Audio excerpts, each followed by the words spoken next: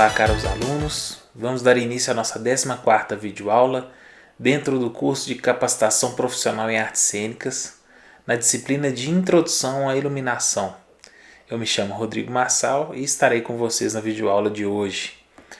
Bom, na nossa última videoaula, nós falamos a respeito das direções de luz, né? Apresentamos as direções de luz mais importantes, mais tradicionais, né? As direções de luz mais usadas e conhecidas também.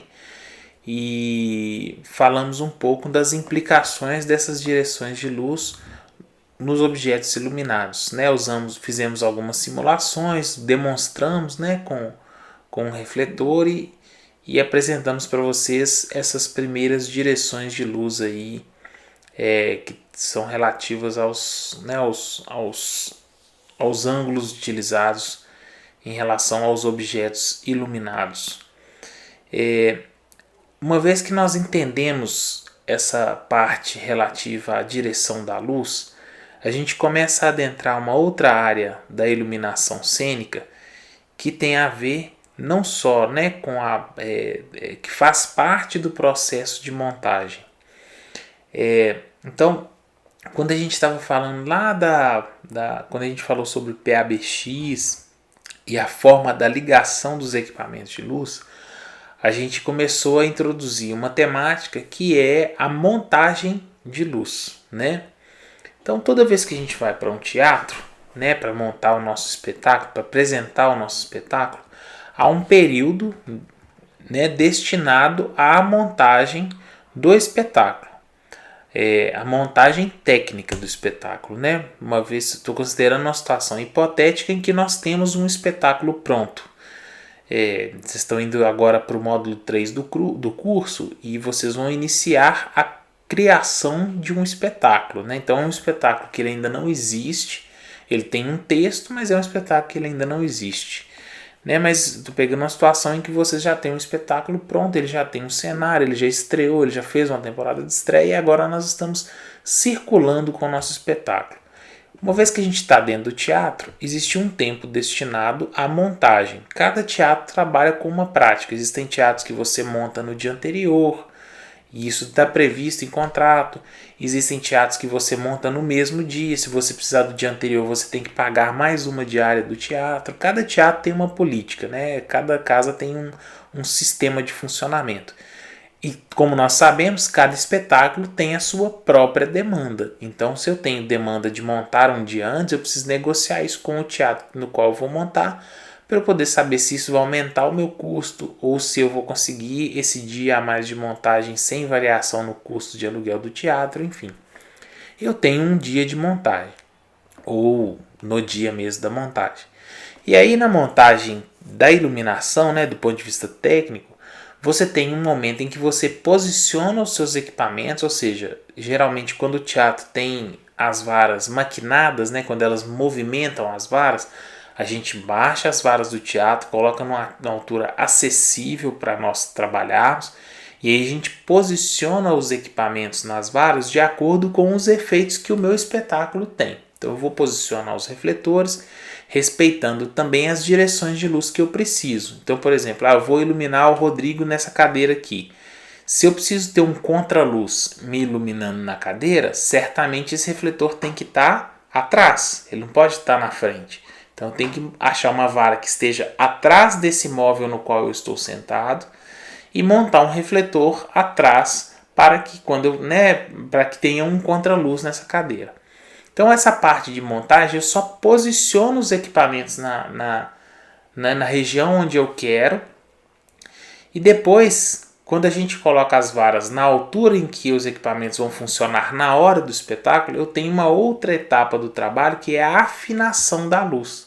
A afinação da luz é direcionar os refletores para a posição onde nós queremos. Porque por mais que eu tenha colocado o refletor atrás, ele ainda não está direcionado para a cadeira, ou ele pode estar mais ou menos direcionado, pode ser que ele não esteja centralizado.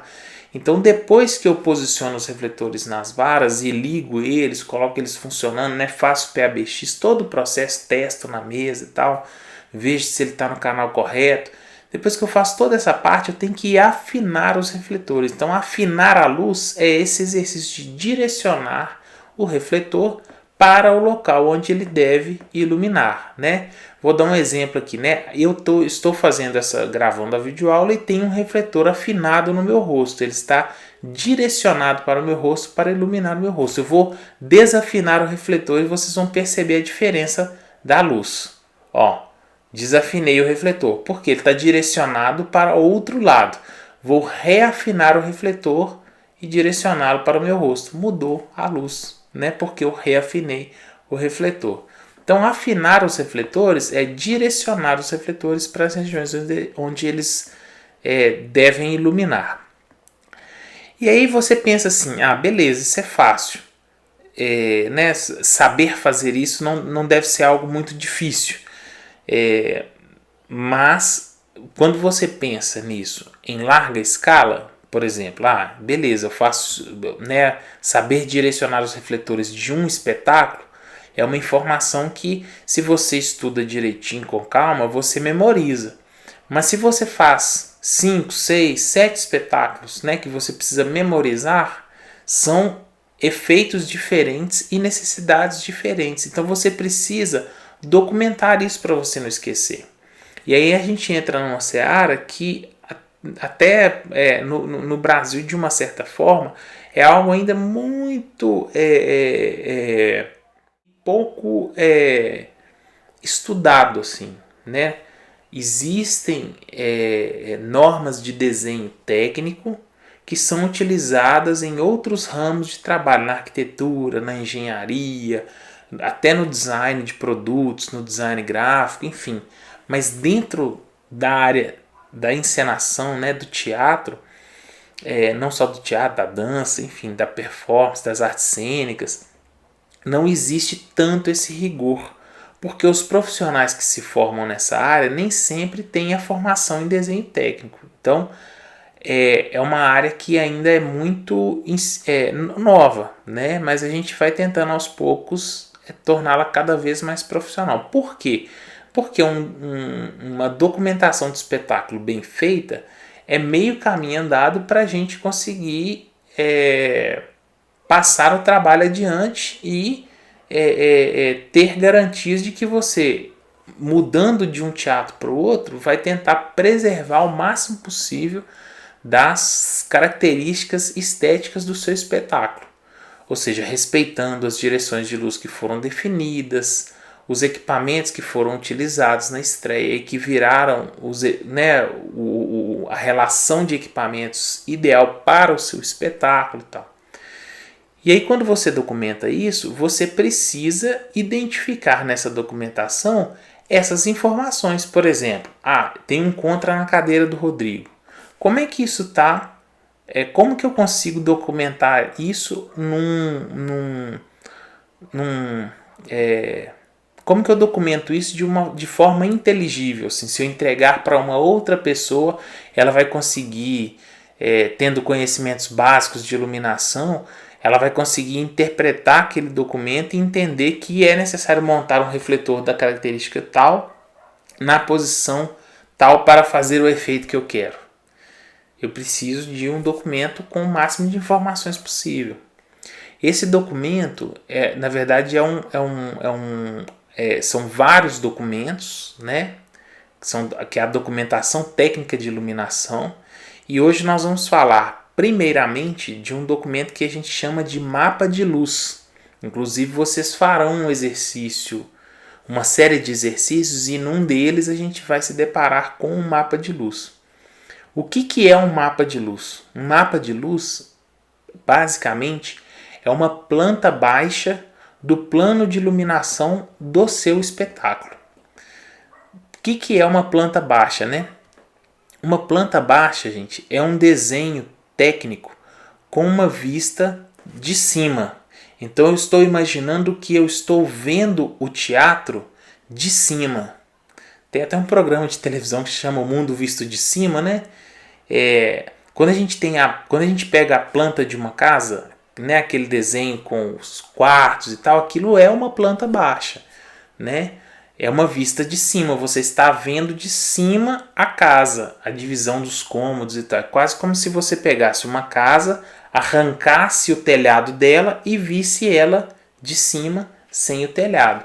A planta baixa de um projeto de iluminação, ela segue mais ou menos esse mesmo princípio. É como se eu arrancasse o telhado do teatro e visse por cima a posição dos equipamentos em relação a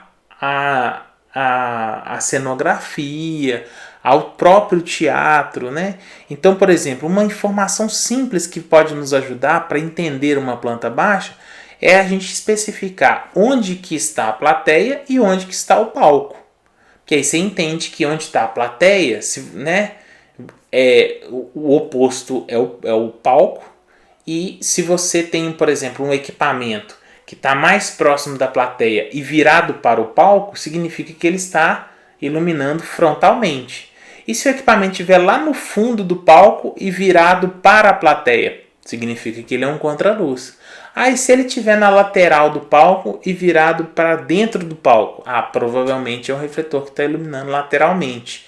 Então você consegue, pelo mapa de luz, deduzir algumas informações. Obviamente que elas não são certeiras. Você não pode virar e falar assim, isso aqui porque está no fundo do palco é um contraluz. Não sei, não dá para afirmar categoricamente. Dá para deduzir. Para você afirmar categoricamente, você precisaria de outros documentos que incorporam a documentação técnica de iluminação de um espetáculo, né? Então, nesse caso, você não poderia afirmar, mas já te dá algumas referências de posicionamento. E aí, na planta baixa, você pode, além de colocar o palco, colocar elementos do cenário da sua peça. Por exemplo, você pode colocar lá um quadradinho e escrever, isso aqui é a cadeira do meu cenário, e ela fica nessa posição no palco. Então, com referência à cadeira, eu sei onde é que tem que estar o refletor que vai fazer o contraluz da cadeira, ou a frente da cadeira, ou a lateral da cadeira, enfim, o efeito da cadeira, né? Eu posso demarcar isso na minha planta baixa. Nós estamos começando a falar desse assunto aqui hoje para vocês nessa videoaula, e a partir da semana que vem nós estaremos iniciando o módulo 3, né, com a continuação do conteúdo de iluminação. Nós passamos da introdução à iluminação para a disciplina de iluminação propriamente, e aí nós vamos dar continuidade. É praticamente uma sequência do que nós estamos estudando aqui. Então nós vamos continuar nesse assunto da documentação técnica. Nós estamos tendo só uma primeira noção agora, tá? E aí nesse documento, quanto mais informações relativas ao projeto de iluminação eu puder colocar, melhor será para todas as pessoas envolvidas num processo de montagem. Porque num processo de montagem, vamos supor que eu seja o técnico responsável pela montagem técnica do seu espetáculo.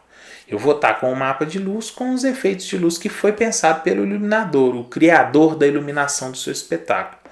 E eu, a partir desse mapa, vou montar os equipamentos conforme as orientações dele. Mas existem outras pessoas que vão ter acesso a esse mapa. Por exemplo, o técnico do teatro, responsável pelo teatro que está nos recebendo, ele também vai pegar esse documento. Por quê? Porque ele quer ver lá se todos os equipamentos que você precisa para o seu projeto, se ele tem disponível no teatro dele. Porque se ele não tiver, ele vai me avisar, falar assim, Rodrigo, você está usando tantos equipamentos do modelo tal, mas eu só tenho essa quantidade aqui que não te atende.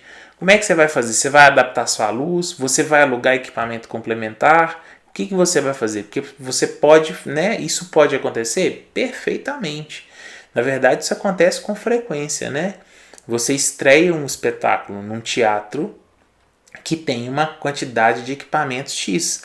E depois você vai para um teatro que tem mais equipamentos ou que tem menos equipamentos. E aí você tem que pensar se você vai adaptar, se você vai reduzir o seu projeto de luz, ou se você vai alugar um equipamento complementar para você ter todo o equipamento original, né, para você conseguir fazer sua luz o mais próximo possível do original. E é sempre bom você pensar o seguinte, mudou de teatro, o resultado final do espetáculo, ele tende a ficar um pouco diferente porque você está num outro espaço. Até a relação palco-plateia, proximidade, altura, acústica, né, o conforto acústico do espectador, tudo isso muda.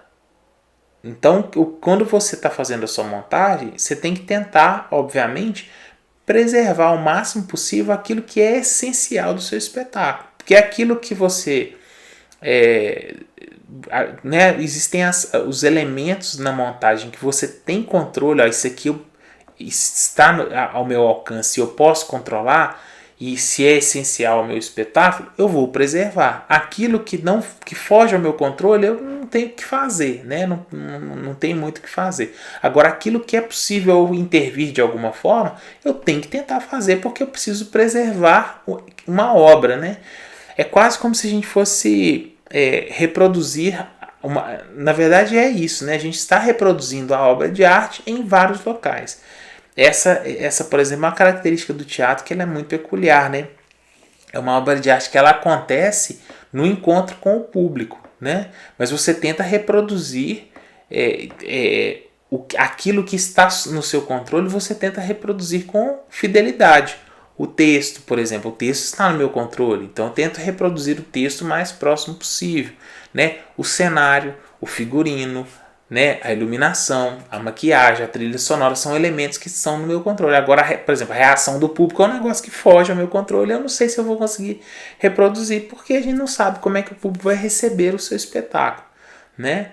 Isso varia, isso é uma coisa que foge ao seu controle. E esse é o interessante da arte cênica, né? Porque o artista ele tem que estar ali vivo inteiro, ao vivo, né? Pronto para lidar com essa reação que é imprevisível, né? Às vezes num teatro o povo ri, no outro de uma mesma cena o público chora, né? Então isso varia, né? Obviamente que tem vezes que as reações são parecidas, mas é imprevisível e isso não tem como a gente controlar. E isso é uma coisa muito legal da arte cênica, né? Bom, então quando você tem a documentação do seu espetáculo, ela precisa tentar ter o máximo de informações possível. E aí é muito engraçado porque, por exemplo, quando a gente vai começar a fazer as nossas primeiras documentações, isso aconteceu comigo.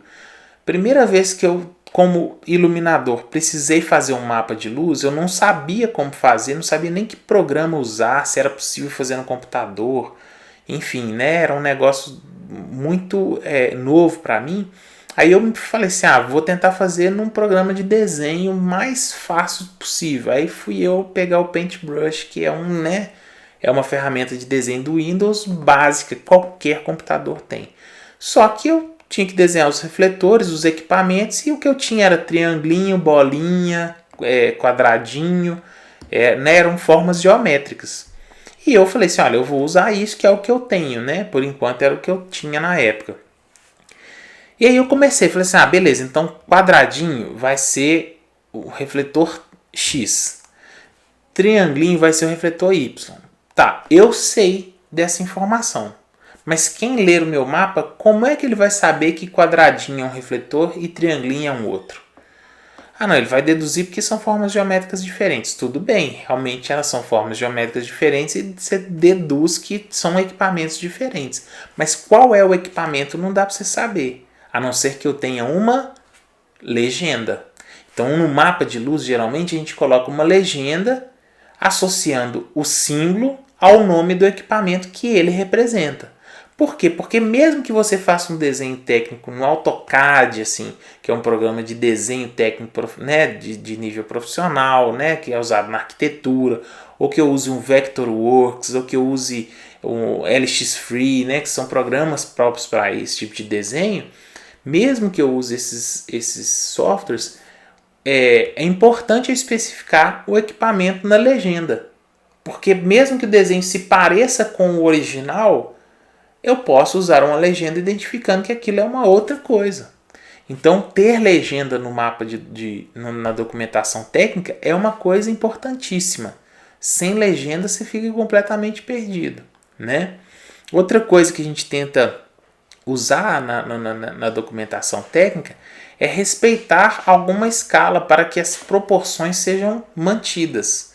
Então, por exemplo, e aí escala, nós vamos estudar isso no módulo 3, tá, gente? Fiquem tranquilos, porque às vezes a pessoa assusta, fala assim, nossa, eu não entendi.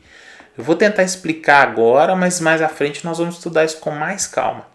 A escala, ela serve para a gente manter as proporções das coisas. Então, por exemplo, se eu faço uma escala em que um metro, aliás, 1 centímetro corresponda a 1 metro, é quase como se, quando eu desenho um traço de 1 centímetro no meu desenho técnico, a pessoa pode entender que aquele traço de 1 centímetro corresponde a 1 metro.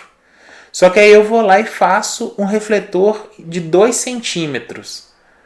Se eu achar que aquilo está na escala de 1 para 100, né, a escala de 1 centímetro corresponde a 100 centímetros na realidade, um refletor de 2 centímetros é um refletor de 2 metros. Eu sei que vocês ainda não têm tanta intimidade com o refletor, mas eu imagino que vocês nunca viram um refletor num teatro que tenha 2 metros de altura, por exemplo. Um refletor maior do que uma pessoa, né? É um refletor muito grande. Existe? Existe, mas é raríssimo, né? Então, quando você usa a escala, você está definindo a proporção das coisas para que elas sejam respeitadas.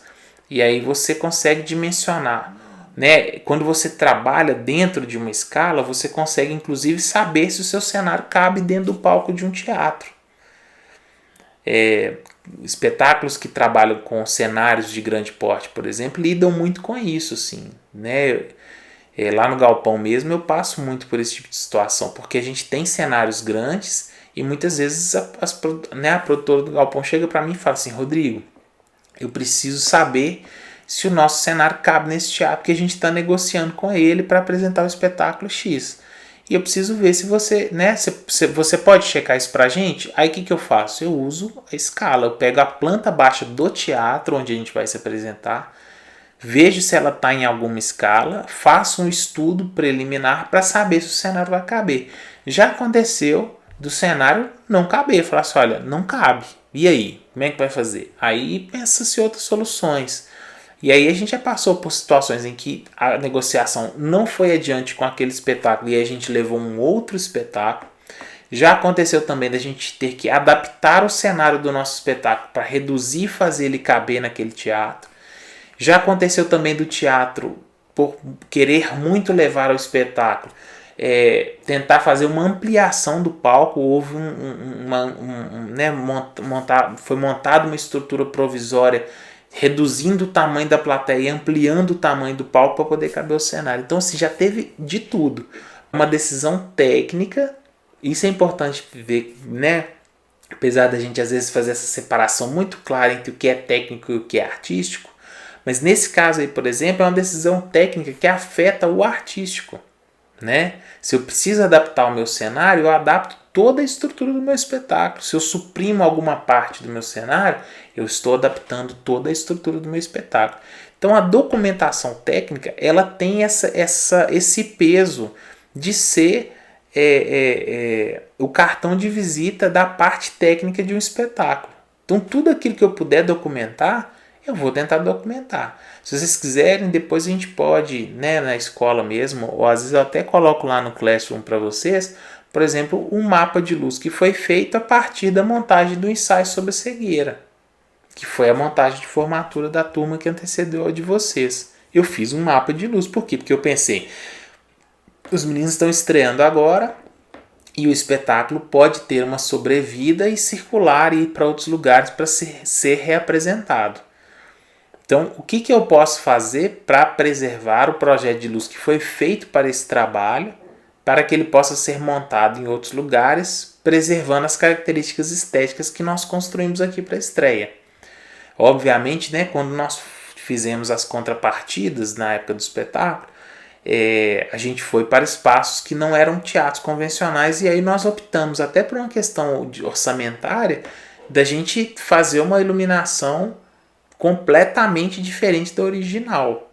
Então era outra coisa, a gente não montou nem um terço do que era a luz do espetáculo, a gente fez uma coisa funcional, né, para os meninos conseguirem se apresentar, mas sem essa preocupação de preservar os elementos técnicos da iluminação. Então foi uma adaptação mesmo, assim, né? Tanto é que nem o mapa de luz a gente usou do original, porque a gente teve que suprimir muita coisa mesmo. Foi uma situação mais radical. Isso também pode acontecer, né? Eu já fiz várias circulações com espetáculos por cidades que não tem teatro e a gente precisava apresentar na rua e aí a gente fazia uma adaptação radical, porque era necessário, né? O espetáculo não foi pensado para esse tipo de situação, então a gente usava o que tinha à mão, né? De fato. E aí é interessante, né, lembrar dessa situação, porque numa situação como essa, todo conhecimento que você tem à mão, ele vai ter serventia. Desde a elétrica básica ali, ó, numa situação como essa, indo para um espaço alternativo em que você tem que se adaptar, né, não é o domínio, por exemplo, de ferramentas digitais que vai te garantir um bom resultado ali. Vai ser o conhecimento de elétrica básica, que é isso que vai te salvar numa situação como essa. E teatro, né, no nosso país é uma coisa assim, né? Num dia você está numa cidade, num teatro mega bem equipado, com uma equipe técnica enorme e bem preparada para te atender, e no outro dia você está apresentando uma pracinha onde mal tem um ponto de energia para você ligar seu equipamento, né? E por isso que eu tenho insistido muito nessa coisa, assim, nesse exercício nosso, assim, de buscar novas formas, de tentar encontrar um jeito da gente seguir em frente, da gente continuar, né? Essa iniciativa de continuar o curso com esse formato é um pouco isso, assim, né? Da gente descobrir meios de fazer de uma forma diferente para a gente não ficar sem fazer, né? Essa forma, assim, né, de resistir a situações em que ele não é bem quisto, ou que ele não em situações em que as condições não são as ideais, e aí ele se reinventa e é o que eu falo também, inclusive, sobre os equipamentos mais modernos também, né? Eu já me deparei várias vezes com pessoas falando isso. Eu não gosto dos equipamentos de LED porque eles fazem barulho, porque eles não dimerizam igual as lâmpadas quentes. Eu não gosto de moving light e tal. Eu também já tive esse tipo de aversão. Só que eu comecei a entender que a evolução tecnológica, até esses equipamentos que nós usamos hoje, que a gente fala que eles são ótimos e tal, que eles são muito melhores do que os LEDs e tal, um dia eles também foram limitados e foram se aprimorando, mas eles só se aprimoraram porque os usuários não deixaram de usar os equipamentos e apontaram para os fabricantes que esses equipamentos tinham limitações e precisavam evoluir. Hoje em dia, com a possibilidade de a gente ter contato com quem fabrica, é muito legal a gente usar as ferramentas e dar esse feedback. Então, por isso que eu às vezes, né, peço para vocês um retorno sobre as videoaulas. Por quê? Porque quem está produzindo sou eu mesmo. Se vocês falar, Rodrigo, o som está baixo, Rodrigo, não estou conseguindo entender, as imagens que você usa não estão boas, enfim, né? Se vocês apontam elementos que a gente pode melhorar, a gente vai evoluindo, né? Se a gente pegar lá a primeira videoaula e pegar a videoaula de hoje, houve evolução da minha parte, né? Eu tentei aprimorar elementos da videoaula para que ela ficasse melhor, para que ela ficasse mais audível, para que ela ficasse melhor iluminada, para que vocês conseguissem ter um melhor aproveitamento. Então, a evolução ela é importante, né, a gente fazer uso dessas ferramentas, lógico, né, com parcimônia, sem prejudicar o trabalho, né, com seriedade, com bom gosto, né, a gente sempre tem que ter isso à mão, assim, ter isso à frente, mas é importante também a gente não usar o medo do desconhecido como uma desculpa para não experimentar o desconhecido, né? Não, vamos ver como é que é e vamos aprimorando.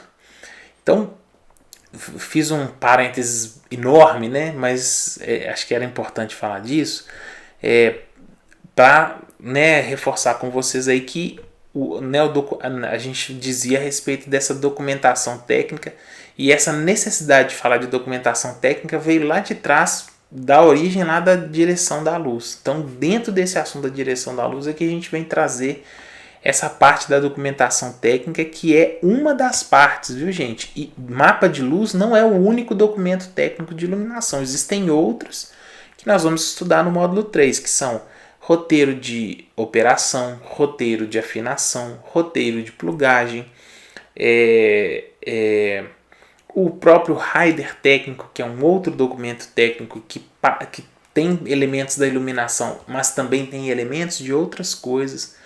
Então a documentação técnica é um terreno amplo e pouco estudado pelas pessoas. Por conta disso, os grupos tendem a ter documentações técnicas problemáticas, assim, ou com faltando elementos, faltando informações, ou sem um método de documentação que tenha clareza, que tenha que transmita a informação para quem está levando o seu espetáculo para dentro do teatro, né? Então, enfim, essa parte da documentação é muito importante para que a gente tenha isso cada vez mais aprimorado.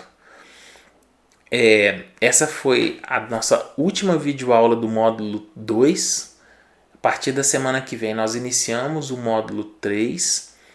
E aí nós vamos dividi-lo em duas partes, né? Uma parte mais teórica, na qual nós vamos continuar trabalhando com videoaulas.